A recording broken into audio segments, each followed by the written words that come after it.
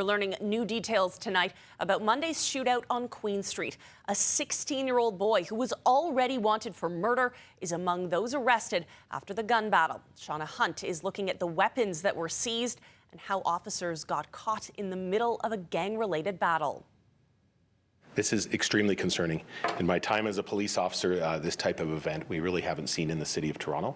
It is something that we see in TV and movies, but it's not something that is actually played out on our streets. Like rounds of shots. Like I thought it was fireworks, and I was like, no, I think that's gunshots. Of the 23 people rounded up on Monday night, 8 are now officially facing charges after nearly 100 bullets were fired between rival gangs outside this recording studio near Queen and Dufferin. Those arrested include a 16-year-old boy who was already wanted for a murder in Etobicoke. Police say back in April, 30-year-old Matthew Burgart was shot to death during a home invasion in Long Branch. We were fortuitous that he was caught up in this event. So that he could be taken off of the streets. Undercover officers were in the area when the violence broke out. They were conducting a bail compliance check and were now learning that they had traced an ankle bracelet to the recording studio. The officers were parked across the street here in the Fresco lot, and this is when 3 suspects allegedly rolled up in a stolen Honda and opened fire.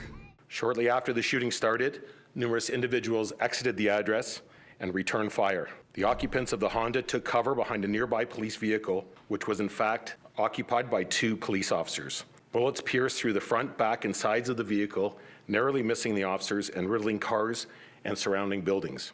It's believed a birthday party was underway at the time, and police are investigating this video circulating on social media that shows a crowd of people dancing and flaunting their guns. Investigators say this may have led the initial shooters to the studio.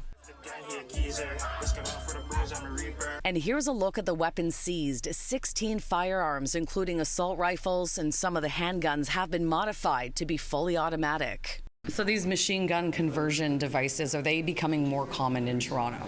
So I don't have hard numbers on me, but I can certainly say that we have seized a number of these devices in the past few years, yes. I'd love to say this is an isolated incident, but the reality is guns are coming over the border in so high numbers, and they're so easy to get. This is just a small sample of what's out there, and so that's the concern. Police say it's a miracle that no one was killed on Monday night. The investigation continues and more arrests are possible. Near Queen and Dufferin, Shauna Hunt, City News.